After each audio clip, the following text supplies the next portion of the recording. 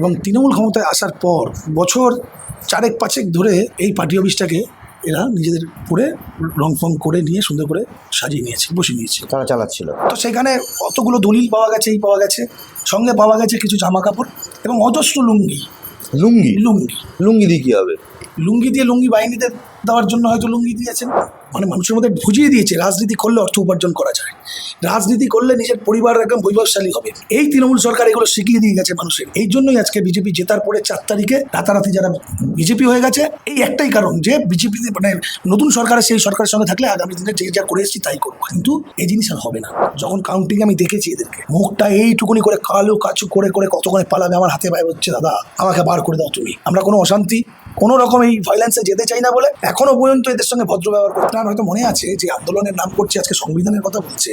কিছুদিন আগে আপনাদের মনে হবে, নিশ্চয়ই মনে আছে, ওয়াকফ বোর্ডের একটি রায় বেরিয়েছিল, মনে আছে তো? এই ওয়াকফ বোর্ডেরকে কেন্দ্র করে রাস্তায় আন্দোলন হয়েছিল। এই ওয়াকফ বোর্ডের রায়কে কেন্দ্র করে মানুষের বাড়ি ঘর জ্বালানো হয়েছিল, মা বোনেদের শামশেরগঞ্জে কি বলা হয়েছিল মনে আছে?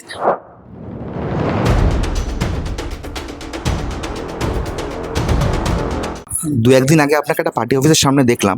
আমার প্রথম প্রশ্ন হচ্ছে, সেই পার্টি অফিসটা লিগাল না ইললিগাল? দেখুন, এই পার্টি অফিসটা মানে যে সময় এখানে পশ্চিমবঙ্গে বামপন্থীদের রাজত্ব ছিল 34 বছর, তো বহু পুরনো ওখানে একটা ট্যাক্সি স্ট্যান্ড ছিল।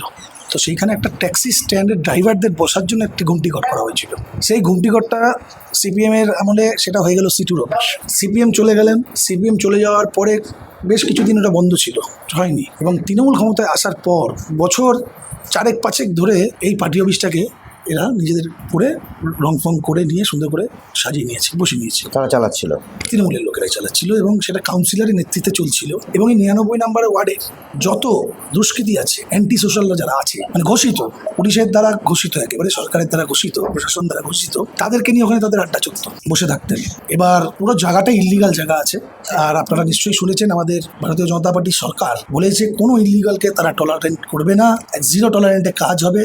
সেই হিসাবেই আমরা আশা রাখছি আগামী কিছুদিনের মধ্যে হয়তো এই পার্টি অফিসটি আর এখানে দেখা যাবে না। আপনি যে ওখানে গিয়ে পৌঁছালেন, আপনার কাছে কি খবর ছিল, বা আপনি কোথা থেকে জানতে পারলেন, বা আপনি ওখানে গেলেনটা কেন? দেখুন, আমরা যাইনি এখানে, আপনারা ভালো করে খোঁজ নেবেন। মিডিয়া তো আজকের দিনে যথেষ্ট শক্ত, কোনো কাজ করার আগেই মিডিয়া সেখানে পৌঁছে যাচ্ছে। আমরা দেখতে পাচ্ছি সোশ্যাল মিডিয়া কত স্ট্রং, মেন স্ট্রিম যারা মিডিয়া আছে তারাও যথেষ্ট এখন শক্ত হয়ে কাজ করছেন। আমরা যাইনি, সাধারণ মানুষ গেছে।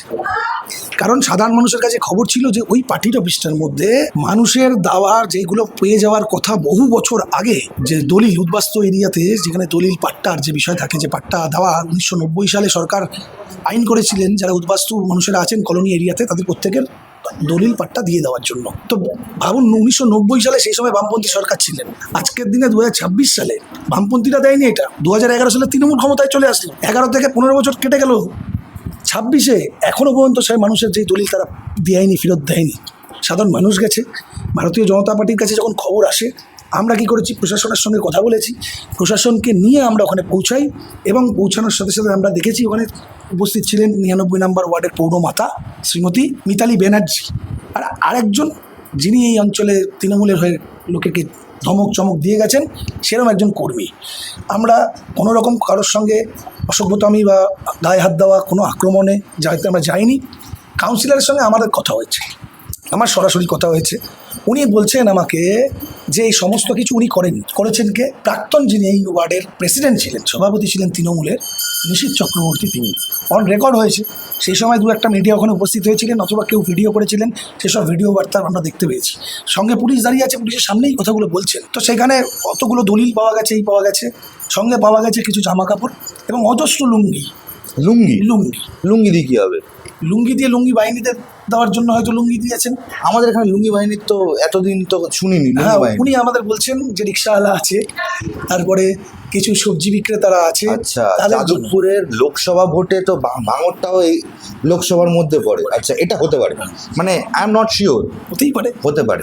লোকসভা ভোটে, লোকসভা কেন্দ্রিক, হ্যাঁ 2024 সালে লোকসভা হয়েছে, দেখে মনে হলো বেশ কিছু পুরনো বেশ অনেক দিন ধরেই আছে ওখানে রাখা। তো বিষয়টা এই টোটাল বিষয়টা প্রসেসিং করেছে প্রশাসনের সামনে রেখে আমরা করেছি।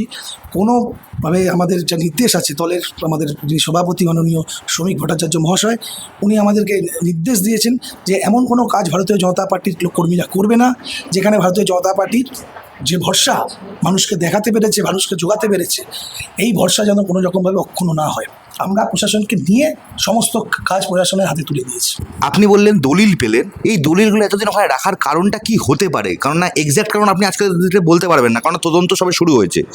রাখার কারণ কি হতে পারে, মানে আপনি কি ভাবছেন? না, এদের বেসিক্যালি ব্যাপার হচ্ছে যে এরা তো মানে একেবারে দুর্নীতিগ্রস্ত হয়ে পড়ে আছে। এদের টেন্ডেন্সি ছিল হচ্ছে এই দলিলগুলো মানুষের দেওয়ার আগে তাদের থেকে অর্থ উপার্জন করা, পয়সা। কিন্তু বহু জায়গায় এরকম ঘটনা আছে আমাদের এই ওয়ার্ডে যে পয়সার বিনিময়ে এরকম দেওয়া হয়েছে, এই তৃণমূলই করেছে। বুঝলাম না, একটু ভেঙে বলুন। যার দলিল আছে তাকে পয়সা দিতে হবে, তাহলে এই দলিল পাবে। এইটাই হচ্ছে মেন মোদ্দা কথা। আচ্ছা, মানে দলিলেও তোলাবাজি শুরু? দলিলের জন্য কোটি কোটি টাকা তুলেছে এরা, কোটি কোটি টাকা। আর যেসব জায়গাগুলো মানুষের পাওয়ার দরকার ছিল, কমিটমেন্ট করা হয়েছিল, কিছু সাধারণ গরিব মানুষ এখনও আছেন যারা একটা জায়গা, একটা জমির জন্য আবেদন করেছে। কারণ কলোনি এলাকায় আপনারা জানেন সরকার থেকেই জমি দেওয়া হয়েছিল, সেই জমির দলিলও তাদেরকে দিয়ে দেওয়া হয়েছিল। এরকম বহু জায়গা ছিল আমাদের ওয়ার্ডে, 99 নম্বর ওয়ার্ডে, যেখানে তৃণমূলের নেতা সেই জায়গাটাকে অ্যাকোয়ার করে তার বাড়ি ঘর করে বসে আছেন। তার কোনো সঠিক কোনো পরিচয় নেই, দলিল নেই, একটা নেই, কিচ্ছু নেই, কিন্তু সে বাড়ি 3 তলা বাড়ি বানিয়ে বসে আছেন, কোনো পেপারস নেই। এগুলো আপনার জানেন আপনি কোথায় আছেন? হ্যাঁ, মানে এগুলো আপনারা আইডেন্টিফাই করে আচ্ছা, চিহ্নিত করা একদম। মানে এবার একটা করে প্রশাসনকে বলাই, সাধারণ মানুষ দেখিয়ে দেবে। আমরা কি করব, বিজেপি কি করবে? বিজেপি তো এখন বলবে, তো দীর্ঘদিন ধরে বলছে, বা সাধারণ মানুষ তারা জানে না। পাশের বাড়িতে দুম করে একটা 3 তলা বাড়ি উঠে গেল, সাধারণ মানুষ জানবে না? তারা বলবে না? বলছে। আপনি যে বলছেন দলিলটা ওনাদের কাছে পাওয়া গেছে, কিন্তু ধরুন আমার বাড়ি আছে, আমার বাড়িতে দলিল নেই, তাহলে তো আমার অনেক প্রবলেম হবে। মানে ব্যাংকে লোন দিতে গেলেও দলিল দেখাতে হয়, ট্যাক্সের প্রবলেম আছে, ITR করতে গেলেও এখন দলিল দিতে হয়। তাহলে সেই লোকগুলো এতদিন কি করছিল? দেখুন, সব মানুষই ব্যাংকে গিয়ে লোন নেওয়ার জন্য যায়, বা একেবারে নিম্ন মধ্যবিত্ত পরিবাররা লোনের কথা শুনলে ভয় পায়। লোন মানে ঋণ মানে বোঝা। তো অনেকেই আছে যারা দিন এনে দিন খায়, কিন্তু ঋণের দিকে যায়নি, সেই হিসাবে হয়তো বেরিয়ে গেছে। আর যেই সব মানুষের দলিল বাকি আছে তারা একেবারেই নিতান্তই মানে দরিদ্র, একেবারেই দুস্থ তারাই। কারণ দুস্থ লোকেরা এইসব জিনিস নিয়ে ঘাটতে চায় না, তারা সাহস পায় না। একজন নেতার সঙ্গে লড়াই করে প্রশাসনের সঙ্গে একটা সাধারণ দুস্থ মানুষ পারবে লড়তে, বলুন না? এইভাবেই এরা মানুষকে ঠকিয়ে গেছে, মানুষের কাছে অর্থ নিয়ে গেছে। কোটি কোটি টাকা এরা কামিয়েছে এখান থেকে। একটা সাধারণ ওয়ার্ড, 99 নম্বর ওয়ার্ড, খুব বেশি হলে 40,000 মানুষের বসবাস এখানে। সেইখানে দাঁড়িয়ে কোটি কোটি টাকা এক একটা নেতার। এই কাউন্সিলরকে আমরা আজ থেকে, যখন কাউন্সিলর হয়নি 2010-এ, উনি প্রথম কাউন্সিলর তারা এখানে, 2010 সালে আমরা এনাকে দেখেছি। আজকের দিনে কাউন্সিলরের প্রভাব প্রতিপত্তি দেখলে আপনার মাথা খারাপ হয়ে যাবে। আর 20 লাখ 30 লাখ টাকার গাড়ি চড়ে একটা কাউন্সিলর, 10,000 টাকা না 15,000 টাকা মাইনা পায়। টিএমসির যত নেতা আছে এই অঞ্চলে, সবাই আমরা চিনি, সবাইকে চেনে। এদের প্রভাব প্রতিপত্তি দেখলে আপনাদের মাথা খারাপ হয়ে যাবে। মানুষ রাজনীতিটাকে এরা মানে মানুষের মধ্যে বুঝিয়ে দিয়েছে, রাজনীতি করলে অর্থ উপার্জন করা যায়, রাজনীতি করলে নিজের পরিবার একদম বৈভবশালী হবে। এই তৃণমূল সরকার এগুলো শিখিয়ে দিয়ে গেছে মানুষের। এই জন্যই আজকে বিজেপি জেতার পরে 4 তারিখে রাতারাতি যারা বিজেপি হয়ে গেছে, এই একটাই কারণ যে বিজেপিতে মানে নতুন সরকারের, সেই সরকারের সঙ্গে থাকলে আগামী দিনে যে যা করে এসেছি তাই করবো, কিন্তু এই জিনিস আর হবে না। আপনি একজন তৃণমূলের নেত্রীর কথা বলছিলেন, আমি তার নাম না করেই বলছি। কদিন আগে, মানে বেশ 6 মাস 7 মাস বা 1 বছর হবে, বাড়ি একটা ভেঙে পড়েছিল এখানে, ইল্লিগাল কনস্ট্রাকশন। ওটা নিয়ে কতটা এগোলো, বা ওটার যে প্রমোটার ছিল তার এখন অবস্থা কি? কিচ্ছু এগোয়নি। আজকে সকালবেলা তার পরিবারের লোক আমার সঙ্গে এসে দেখা করেছে। প্রমোটারের পরিবারের লোক না, যারা ক্ষতিগ্রস্ত, যাদের বাড়িটা ভেঙেছে, ফ্ল্যাটটা, মানে যারা রেসিডেন্ট ছিল না ফ্ল্যাটে আছে, তারা আমার সঙ্গে দেখা করে গেছে। তাদের বক্তব্য একটাই, যে এই সরকার তো কিছু করতে পারেনি, করেছেই এরা। প্রমোটারটাও এদের, সিন্ডিকেটও এদের, প্রশাসনও এদের। কাউন্সিলর সমস্ত কিছু জানতেন এই ব্যাপারে, সমস্ত কিছু জানতেন। এখান থেকে তারা পয়সাও তুলেছেন। যা হয় একটা ফ্ল্যাট করতে গেলে জানেন, থানাতে পয়সা দিতে হয়, কাউন্সিলরকে দিতে হয়, সমস্ত প্রক্রিয়ার মধ্যে এরা জড়িত। আজকের দিনে দাঁড়িয়ে যে কটা পরিবার ওখানে ছিল, সেগুলো পরিবার আজকে ঘরছাড়া হয়ে আছে। যদি প্রশাসনের মাধ্যমে হতো আলাদা বিষয় ছিল। অনেক জায়গায় আমরা দেখছি ইলিগাল কনস্ট্রাকশনকে ভেঙে দিচ্ছে, সেটা প্রশাসনিকভাবে হচ্ছে। এটা ভেঙে পড়ে দুর্ঘটনা হয়েছে। দুর্ঘটনা কেউ বলে ম্যানমেড দুর্ঘটনা। না, ম্যানমেড নয় না, কারণ তুলতে গিয়ে হয়েছিল। ব্যাপারটা আছে, জমিটা হেলে গেছিল। ফ্ল্যাটটা যখন যা করেছে, যে কনস্ট্রাকশন করেছে, তার প্রমোটার এবং ইঞ্জিনিয়ারকে ইমিডিয়েটলি অ্যারেস্ট করা দরকার ছিল। প্রমোটার তো এখন ঘুরে বেড়াচ্ছেন। ইঞ্জিনিয়ারের কি সাজা হয়েছে না হয়েছে আমরা কেউ জানি না। এখানে আপনি জানেন, আজকের দিনে যিনি মুখ্যমন্ত্রী আমাদের শুভেন্দু অধিকারী মহাশয়, তিনি তখন বিরোধী দল নেতা ছিলেন। উনি এই বিষয় নিয়ে প্রতিবাদ জানিয়েছিলেন। সেই কটা মানুষের বাড়িতে এসে, ওই অঞ্চলে এসে তিনি প্রতিবাদ জানিয়েছেন এবং তাদের সঙ্গে দেখা করে গেছেন, আশ্বস্ত করেছেন। আজকের দিনে সেই মানুষগুলো আবার আমাদের কাছে আসছে, আমার কাছে আসছে, শুধু ওই শুভেন্দু অধিকারীর সেই কথাটার জন্য, যে আজকে যে লোকটা ক্ষমতায় এসছেন, বসেছেন শুভেন্দু অধিকারী, উনি নিশ্চয়ই কিছু না কিছু আমাদের এই বিষয় নিয়ে ভাববেন, এই আশা নিয়ে ওনারা আমার কাছে এসেছিলেন আজকে। তারা কি কোনো সুরাহা পেলো বা কি, মানে আপনি কি বললেন? দেখুন, আমি বললাম একটা কথাই, যে আমাদের কেস রিওপেন হবে? নিশ্চয়ই হবে, হতেই হবে কেস। এখন ঘটনাটা হচ্ছে, একটা সরকার গঠন করলাম, সঙ্গে সঙ্গে তো সব কিছু হবে না। ভারতীয় জনতা পার্টি এর আগে কোনোদিনও সরকার চালায়নি। আজকের দিনে যারা মিনিস্ট্রিতে বসবেন ভারতীয় জনতা পার্টি, তাদের সেই অভিজ্ঞতা, সেই অনুভব নেই। এবং আপনারা জানেন যে কতজন মিনিস্টারকে এখনো পর্যন্ত আমরা অ্যাপয়েন্ট করতে পেরেছি, সরকার করতে পেরেছি, এখন অনেকটা বাকি আছে। অনেক কি বাকি? তো সমস্ত কিছু যতক্ষণ না পরিষ্কার হচ্ছে মানুষের সামনে, এবং এই ক্যাবিনেট যতক্ষণ না গঠন হচ্ছে, সেই ক্যাবিনেট গঠন না হওয়া পর্যন্ত মানুষের একটু ধৈর্য ধরতে হবে। কারণ একটা বাড়িকে নির্মাণ করতে গেলে সঙ্গে সঙ্গে হয় না। একটা বাচ্চা ভূমিষ্ঠ হওয়ার পরে সঙ্গে সঙ্গে সে বড় হয়ে যায় না, আস্তে আস্তে আস্তে আস্তে সে বড় হয়, সময় যায়, অভিজ্ঞতা হয়। কিছুদিন তো মানুষের একটু ধৈর্য ধরতেই হবে। যে প্রকল্পগুলো এই মুহূর্তে বলা হয়েছেন সরকারের মাধ্যমে, সেই প্রকল্পগুলো কাজ শুরু হয়ে যাবে। আমরা অপেক্ষায় আছি যে কতক্ষণে মানুষের এই সেবাগুলো দিতে পারবো। যেদিন আমাদের হাতে চলে আসবে এইসব অস্ত্র, আমরা ফিল্ডে নেমে যাব ভারতীয় জনতা পার্টির কাজ করতে। আপনার কথাতেই উঠে এলো যে রাতারাতি বিজেপি হয়ে গিয়েছে কিছু লোক। কিছুদিন আগে আপনাকে যাদবপুরেও দেখা গেল, ওই ঘটনাটা কি ছিল? মোবাইল দোকানগুলো যেখানে। ও আচ্ছা আচ্ছা আচ্ছা, এইটা একটা খুব এমন একটা বিশৃঙ্খলা তৈরি হয়ে গেছিল মানুষের মধ্যে। হঠাৎ করে রাত্রেবেলা দেখতে পাচ্ছি, তা সব জায়গায় কি সুমন কর্মকার দৌড়ে বেড়াবে, সর্বনাশ করে দৌড়ে বেড়াবে, এটা কি করে সম্ভব হয়? সুমন কর্মকারের দল যেটুকুনি এখতিয়ার দিয়েছে, সুমন কর্মকার ওই এখতিয়ারের মধ্যেই থাকবে। এত দৌড়ানো যায় কি সম্ভব? যাই হোক, আপনি প্রশ্ন দৌড়ানোটা ব্যাপারটা হচ্ছে যে আমরা সংকল্পবদ্ধ, যে মানুষকে আশ্বস্ত করেছি, মানুষকে ভরসা দিয়েছি, আপনারা কিচ্ছু করতে হবে না, আমরা করবো, আপনারা শুধু আমাদের সহযোগিতা করবেন। এই ভোটের আগে বিভিন্ন নির্বাচনী সভাতে আমি বক্তব্য রেখেছি মঞ্চ থেকে। আমার যে বিধায়িকা, আমাদের যিনি বিধায়িকা, তিনি বলেছেন বিশ্বাস রাখুন, ভরসা রাখুন, ভয় পাওয়ার কোনো কারণ নেই। তো যখন মানুষকে এই প্রতিজ্ঞাগুলো করেছি, মানুষকে যখন এই প্রতিশ্রুতি দিয়েছি, তার জন্য তো দৌড়াতে হবে, ছুটতে হবে। সেদিনের ঘটনাটা হঠাৎ করে দেখছি রাতারাতি ইউনিয়ন বদলে গেল। যেখানে কোনোদিনও বিজেপির একটা পতাকা লাগাতে দিত না, সেইখানে বিজেপির বড় বড় ফেস্টুন, বড় বড় ফ্ল্যাগ লাগিয়ে তারা বসে আছেন।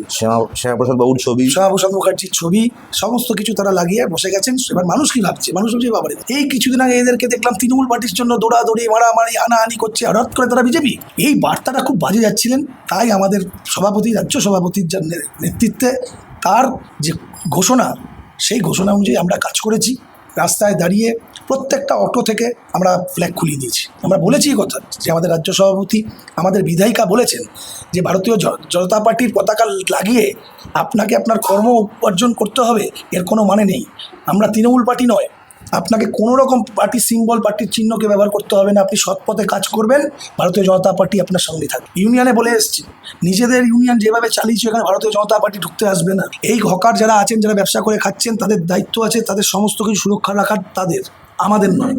তাই তাদেরকে আশ্বস্ত করে এসেছি এবং তাদেরকে বলে এসেছি যে তারা এই জিনিসগুলো মেনটেন করবেন। আগামী দিনে যত অটো ইউনিয়ন আছে, অটো স্ট্যান্ডগুলো আছে, তারা এসছেন, আমাদের সঙ্গে যোগাযোগ করেছেন। আমরা একই বার্তা দিয়েছি যে আপনারাই চালাবেন, আমরা নয়। আমি আজকে 2-3টে ক্লাবে মিটিং করেছি, পরিষ্কার তাদেরকে জানিয়ে দিয়েছি যে এখানে ভারতীয় জনতা পার্টি ক্লাবের মধ্যে এসে ভারতীয় জনতা পার্টির প্রেসিডেন্ট আমি বলে, ভারতীয় জনতা পার্টির সেক্রেটারি আমি বলে আমাকে এই ক্লাবের প্রেসিডেন্ট বানাতে হবে, একদম নয়। সোজাসুজি বলা হয়েছেন আমাদের মাধ্যমে, ক্লাব চালাবে সমাজ, সমাজের মধ্যে যারা বসবাস করছেন সেই অঞ্চলের মানুষই ঠিক করে নেবে এই ক্লাবকে চালাবে। এখানে ভারতীয় জনতা পার্টি আসবে না, ভারতীয় জনতা পার্টি কোনো রকমভাবে ক্লাবের মধ্যে ইন্টারফেয়ার করবে না। ক্লাব এবং ক্লাবের যা আনুষঙ্গিক বিষয় আছে অঞ্চলের মানুষেরা করবে। শুধু এই ক্লাবকে কেন্দ্র করে যারা এই তৃণমূলের কর্মীগুলো যেভাবে দুর্নীতি করে গেছে, একটা ক্লাব 4টে লোক চালাচ্ছেন, তার কোনো কমিটি নেই, ওই 4টে লোকই চালাবে। সেই ক্লাবে বিয়ে বাড়ি ভাড়া দিচ্ছে, শ্রাদ্ধ বাড়ি ভাড়া দিচ্ছে, নানান রকম অনুষ্ঠান হচ্ছে, সেখান থেকে একটা আর্থিক উপার্জন হচ্ছে। জিম লিজে দিয়ে দিচ্ছে, জিম লিজে দিচ্ছে। এই টাকাটা কোথায় যাচ্ছে? এই টাকাটাই তৃণমূল কর্মীদের বাড়ির পরিবার চলছে। এই টাকার মাধ্যমে তারা তাদের সংসার চালাচ্ছে। যার কোনো অধিকারই নেই, 10,000 টাকা কামানোর মতন ক্ষমতা নেই, সে বছরে 1 লাখ 1.5 লাখ টাকা কামাচ্ছে। ভাবা যায় না এগুলো। সেই জন্য একটা নির্দেশ আমাদের, যে ক্লাব চালাবে সমাজের মানুষেরা, সমাজ যে অঞ্চলে ক্লাব আছে সেই অঞ্চলের লোকেরা ঠিক করবে আমাদের ক্লাব কে চালাবে। এটা আগামী দিনে হয়তো সরকারিভাবে, কারণ প্রত্যেকটা ক্লাবে আগামী দিনে অডিট করতে হবে। প্রত্যেকটা ক্লাবে এতদিন যারা চালিয়ে গেছেন তাদের হিসাব দিতে হবে, কোথায় গেল এতগুলো টাকা। ক্লাব 3তলা হয়ে গেল, 4তলা হয়ে গেল, খুব ভালো, কিন্তু এটা সোর্স অফ ইনকামটা কোথা থেকে আসছে, এগুলো আগামী দিন প্রশাসন টেনে বার করবে। তাই ক্লাবের কাছে আমাদের যে বার্তা ছিল আজকে পরিষ্কার বলে দিয়েছি যে যাই করবেন, যেভাবেই আসুক না কেন, ক্লাব চালাতে গেলে, একটা অর্গানাইজেশন চালাতে গেলে অর্থের প্রয়োজন হয়, আমরা জানি, কিন্তু সেই অর্থটা কোথা থেকে আসছে তারও তো হিসাব দিতে হবে। তো সেইভাবেই বার্তা দেওয়া হয়েছে, ক্লাব তারাই চালাবে। এবং আগামী দিনে আশা রাখি ভারতীয় জনতা পার্টির সরকারের, এই সরকারের দ্বারা সমস্ত কিছু নিয়ন্ত্রণ হচ্ছে। টিএমসি কার্যকর্তাদের বক্তব্য, কর্পোরেশন ইলেকশন আসছে, যদি বিজেপির তৃণমূলের লোকজনকে না নেয় তাহলে 144টা কেন্দ্রে যে ভোট হবে সেটার জন্য প্রার্থী দেওয়ারই সুযোগ পাবে। মানে 144 জনই নাকি বিজেপি, তাই জন্য টিএমসি থেকে আপনাকে নিতেই হবে। আপনি মিলিয়ে রাখবেন আজকে এই দলটার জন্য কেউ ঘুরে দাঁড়াতে চাইবে না, এই দলটার হয়ে কেউ না। প্রার্থী খুঁজে পাবে না ওরা। 294খানা আসনে বিজেপি 207খানা পেয়েছে, আরেকটা হতে চলেছে 208। 21 তারিখে 24 তারিখে রেজাল্ট বেরোবে। আরও দুটো হবে আমার হিসাবে, বাড়বে। কেননা শুভেন্দু অধিকারী যে একটা ছাড়বেন, আবার ওদিকে হুমায়ুন কবিরের একটা ছাড়বেন। বাই ইলেকশন আমরা জানি যারা শাসক পক্ষ থাকে তারাই 90% চান্স। 144খানা ওয়ার্ডে আপনি দেখে নেবেন, মিলিয়ে নেবেন, এরা দাঁড়াতে চাইবে না। আর আপনাদের হুড়াহুড়ি পড়ে যাবে। স্বাভাবিক, বিজেপির এখন এসে আছে যারা পুরনো কর্মী খেটেছেন এবং দল যাকে সিদ্ধান্ত নেবে। আমাদের তো সব দেখুন, দলের বাইরে আমাদের কিছু হয় না। কেউ মনে করলো বাইরে থেকে তুম করে চলে আসলাম, বিজেপি করে এলাম, হবে না। বিজেপি একটা সাংগঠনিক দল। দেখেছেন বিজেপি সারা ভারতবর্ষে কীভাবে চলছে। বিজেপি একটা সাংগঠনিক কাঠামো আছে, সেই কাঠামোর বাইরে কোনো কিছুই হবে না। আমি আজকে মণ্ডল প্রেসিডেন্ট, আমি যদি মনে করি আমি এখানকার কাউন্সিলর হোক, এই ভাবনা চিন্তা আমার ভুল হোক। কারণ আমি দীর্ঘদিন দলকে দেখে এসেছি, দল কীভাবে পরিচালনা করেছে। দলের সিদ্ধান্ত দলের যারা দায়িত্বে আছেন, সাংগঠনিক দায়িত্বে আছেন, তারা ঠিক করবে। এখানে কোনো কথাই কারোর চলবে না। সেটা দল জানে, দল বুঝবে, দলই করবে। দল যেভাবে বলবে সেভাবেই আমরা চালাবো। তৃণমূল পার্টির অবস্থা আস্তে আস্তে বেশি দিন সময় লাগবে না। আপনি দেখুন, কর্পোরেশন ভোটের তো কোনো ডেট এখনো ঘোষণা হয়নি। ডিসেম্বরে হবে শুনছিলাম, মানে ডিসেম্বর একটা অ্যাজাম্পশন করছি আমরা, শুনতে পাচ্ছি বা জানতে এই শোনার মাধ্যমে। যদি সেরকম ঘটনা না ঘটে, ডিসেম্বরের আগেও হয়ে যেতে পারে। কেউ থাকবে না, এরা কাউন্সিলররা কেউ থাকবে না। প্রত্যেকটা কাউন্সিলর চোর। তা আপনারা তো কাউন্সিলরদের আবার প্রোটেকশন দিয়ে রেখেছেন। প্রোটেকশন আমরা চাই না। আমরা অনেক কাউন্সিলর, আমি নাম বলতে চাই না, কিন্তু অনেক প্রোটেকশন আমরা দিচ্ছি না। দেখুন, CRPF দেখতে পাচ্ছি। বিজেপি আমরা যারা বিজেপি কর্মী আছি, আমরা এখানে কি করতে এসেছি? আমরা এখানে এসেছি মানুষের সেবা দিতে। আমরা এখানে শাসন করতে আসিনি। Right. শাসন যারা করার লোক সেটা প্রশাসন করবে। এবার আমরা যদি তৃণমূলের মতন পন্থা ব্যবহার করি, তাহলে ওদের মধ্যে আর আমাদের কী পার্থক্য থাকবে? আজকে যদি বিজেপি না জিতে তৃণমূল জিততো, আপনি বলুন তো কী হতো? অনেকে বলছে 150 জন মারা যেত আপনাদের কার্যকর্তা। শুধু 150, পশ্চিমবঙ্গের 150 লোক, সাধারণ মানুষও বাঁচত না। বাংলাদেশের পরিস্থিতি এইখানকার মানুষ দেখে নিত। আবার সরকারের, কেন্দ্র সরকার বাধ্য হতো ডিটেকশন ক্যাম্প করার জন্য, সুরক্ষা দেওয়া ক্যাম্প করার জন্য মানুষের সেখানে গিয়ে থাকতো। এই পরিস্থিতি নিয়ে যেত না। সুদের অপেক্ষায় ছিল 4 তারিখ পর্যন্ত তারা কনফিডেন্ট আমরা জিতবো। যখন কাউন্টিং আমি দেখেছি এদেরকে, মুখটা এইটুকুনি করে কালো কাচু করে করে কতক্ষণে পালাবে। আমার হাতে পায়ে হচ্ছে, দাদা আমাকে বার করে দাও তুমি। আমরা কোনো অশান্তি, কোনো রকম এই ভায়োলেন্সে যেতে চাই না বলে এখনো পর্যন্ত এদের সঙ্গে ভদ্র ব্যবহার করছে। আমাদের এক কার্যকর্তাকে কুপিয়েছে, চপার দিয়ে মেরেছে। সে আমার খুব কাছের একজন লোকের ভাই, এই গড়িয়ার শ্রীরামপুরের ভেতরে। এই আঙ্গুল, 3টে আঙ্গুল নেমে গেছে। আমি বাঘাউদ্দিন হসপিটালে ট্রিটমেন্ট করে এখন সে পিজি দেব। কত বড় অধ্যত্ত। কালকে আমি ওখান থেকে একটা মিটিংয়ে বাইট দিয়েছি যে এই ঘটনা যদি চলতে থাকে, এরকম ধরনের ঘটনা, প্রশাসন যদি সঠিক পদক্ষেপ না নেয়, আমরা যদি একবার রাস্তায় নামি, তাহলে কিন্তু তৃণমূলের কোনো কেউ থাকবে না। না আর রাস্তায় নামতে হবে না, কারণ এমনি 15 বছর আমরা এই জন্যই আমরা এখনও নিজেদের মধ্যে সবাইকে সান্ত্বনা এবং নিয়ন্ত্রণ করে রেখেছি যে দল চিন্তা করছে কিছু না কিছু ব্যবস্থা তো হবেই। সেই দলের ওপরেই আমাদের ভরসা। এবার মানুষকে আমরা বোঝানোর চেষ্টা করছি, যেইটুকুনি আমাদের পক্ষ সম্ভব মানুষকে আমরা বোঝাতে চেষ্টা করছি। মানুষ বুঝে গেছে, মানুষ জেনে গেছে, মানুষ দেখে নিয়েছে। শুধু মানুষ, আবার বলছি তো, কাউন্সিলর ভোটের জন্য মানুষ অপেক্ষা করে আছে যে নিজের অঞ্চলের কাউন্সিলরটাকে কখন ছুঁড়ে ফেলবে। 144টা তো আপনি দেখে নেবেন, 144 জন তৃণমূলের লোক পাওয়া যাবে না। পার্ক সার্কাস মোড়ে একটা জমায়েত হলো। সেই জমায়েত থেকে যখন জিজ্ঞেস করা হচ্ছিল যে আপনারা একটা সংখ্যালঘু সংগঠন জমায়েতটা করেছিল, সেখান থেকে যখন জিজ্ঞেস করা হচ্ছিল যে আপনারা রাস্তায় কেন বেরিয়েছেন, ওনারা বলছিল যে সংবিধান আমাদের অধিকার দিচ্ছে রাস্তা নেমে আন্দোলন করার। এই জিনিসটা যদি সংবিধান সত্যি অধিকার দিয়েও থাকে, তাহলে রাস্তা বন্ধ করে আন্দোলন করতে বলেছে নাকি কোনো একটা জায়গায় বসে আন্দোলন করতে বলেছে, এই একটা জিনিস। আর একটা জিনিস, আমরা 2011-র আগে ধর্না বন্ধ এগুলো দেখতামই। তারপর মমতা ব্যানার্জি প্রাক্তন মুখ্যমন্ত্রী এগুলো বন্ধ করেন। আপনাদের সময় কি হবে? দেখুন, ব্যাপার হচ্ছে সংখ্যালঘুদের বিষয় নিয়ে আমাদের তরফ থেকে কোনো রকম এমন কোনো মন্তব্য করা হয়নি যেখানে সংখ্যালঘুদের ভয় পাওয়া যাওয়া আন্দোলন করা। ইলিগাল কনস্ট্রাকশনটা ভাঙা হলো না তপসিয়া তিলগাল অঞ্চলে, ওটা নিয়ে। ইলিগাল কনস্ট্রাকশন ভাঙবে না কেন? কারণটা কি? কারণ বলে দিয়েছে আমাদের, আপনারা সবাই শুনছি তো, এবং সাধারণ মানুষও চাইছে যে কোনো রকম ইলিগাল কাজকে কোনো রকম থেকে প্রাধান্য দেওয়া হবে না। এতদিন যে মুখ্যমন্ত্রী এই ইলিগাল কাজগুলোকে দিয়ে নিজের ভোট ব্যাংক বাড়িয়ে গেছে, যাকে তাকে যেভাবে হোক তাকে ঢুকিয়ে দিয়ে এখানে আস্তানা দিয়ে আমাদের কাজকে কেড়ে নিয়ে তাদের সমস্ত ব্যবস্থা করে দিয়েছে। এই সরকার সেটা করবে না। এই সরকার বলে দিয়েছেন যারা ভারতীয়, যারা দীর্ঘদিন ভারতবর্ষে বসবাস করছে, যারা উদ্বাস্তু হয়ে এসছে, তাদেরকে সমস্ত সুরক্ষা দেওয়ার ব্যবস্থা তারা করবে। এখানে অনুপ্রবেশকারীর কোনো জায়গা নেই। এখানে শরণার্থীর জন্য এই পশ্চিমবঙ্গ তৈরি হচ্ছে। শরণার্থীদের জায়গা দেওয়া, শরণার্থীদের যেভাবে প্রোটেকশন দেওয়া, সেই কাজ সরকার করবে। এতদিন অনুপ্রবেশকারীদের জন্য হয়েছে, এবার শরণার্থী সত্যিকারের যাদের প্রয়োজন তাদের জন্য হবে। সুতরাং কোনো ইলিগাল কোনো কিছু কনস্ট্রাকশন বলে নয়, কোনো ইল্লিগাল জিনিসকে বরদাস্ত করা হবে না। ইল্লিগাল কোনো কিছু থাকলে সেখানে সঠিক পদক্ষেপই নিচ্ছে সরকার আমাদের মনে হচ্ছে। তাহলে তারা এই রাস্তায় নামছে, এবার রাস্তায় নামাটা তো বন্ধ করতে হবে। কারণ না তাহলে রোজ এই ধরুন আমি আজকের ডেটে বাক্সার কাছে ধরুন আমি চিত্তরঞ্জন যাবো, তা আমি কেন দাঁড়িয়ে থাকবো? আমার এটা খুব বাজে লাগে, আমি কেন দাঁড়িয়ে থাকবো? একদমই, এটাও নিশ্চয়ই নিয়ে সরকার নিশ্চয়ই ভাববে। আপনার হয়তো মনে আছে যে আন্দোলনের নাম করছে, আজকে সংবিধানের কথা বলছে। কিছুদিন আগে আপনাদের মনে হবে, নিশ্চয়ই মনে আছে, ওয়াকফ বোর্ডের একটি রায় বেরিয়েছিল, মনে আছে তো? এই ওয়াকফ বোর্ডের কে কেন্দ্র করে রাস্তায় আন্দোলন হয়েছিল। এই ওয়াকফ বোর্ডের রায়কে কেন্দ্র করে মানুষের বাড়ি ঘর জ্বালানো হয়েছিল। মা বোনেদের শামশেরগঞ্জে কি বলা হয়েছিল মনে আছে? হয় তোর বরকে বাঁচাবি, নয় তোর ইজ্জত দিবি। এই যে প্রস্তাবগুলো, এই কথাগুলো, তখন এরা সংবিধানের কথা বলে পড়ে না। আজকে যেই নিজের গায়ে টেকটা পড়েছে এখন সংবিধানের কথা বলছে, এরাই হচ্ছে দুষ্কৃতী, এরাই হচ্ছে তৃণমূলের গুন্ডা বাহিনী, লুঙ্গি বাহিনী। এদের উপযুক্ত জবাব দেওয়া উচিত। এবং সরকার যা পদক্ষেপ নিচ্ছে একদম সঠিক নিচ্ছে। রাস্তা বন্ধ করে নামাজ পড়া বা যা হোক উপাসনা করা, এসব সমস্ত কিছু বন্ধ হবে। আরে আমরাও তো উপাসনা করছি, হিন্দুরাও তো করছে, কোন রাস্তাটা বন্ধ হয়েছে? আর যদি দুর্গাপূজার জন্য কোনো রাস্তা বন্ধ করা হয়, তার জন্য প্রশাসনের কাছ থেকে চিঠি দিয়ে, প্রশাসনের কাছ থেকে অনুমতি নিয়ে করি। এখানে কোনো জায়গায় আমরা একবারের উদ্ধত দেখাই না যে আমরা সরকার চালাচ্ছি, আমাদের সংখ্যালঘু, আমরা ভোট দিচ্ছি বলে আমরা যা ইচ্ছা তাই করবো, রাস্তা বন্ধ করে নেবো, এই করবো ওই করবো। এবারে সেসব হবে না। নিশ্চয়ই তারা তাদের উপাসনার জায়গা, তাদের উপাসনা স্থলকে বেছে নেবে, নিশ্চয়ই তারা উপাসনা করবে, এখানে কোনো আপত্তি নেই। কিন্তু নিয়ম, বিধি, আইন, প্রশাসন সমস্ত কিছু মেনেই তাদের করতে হবে। আপনারা শুনলেন সুমনবাবুর বক্তব্য। Jeet Chakraborty signing off.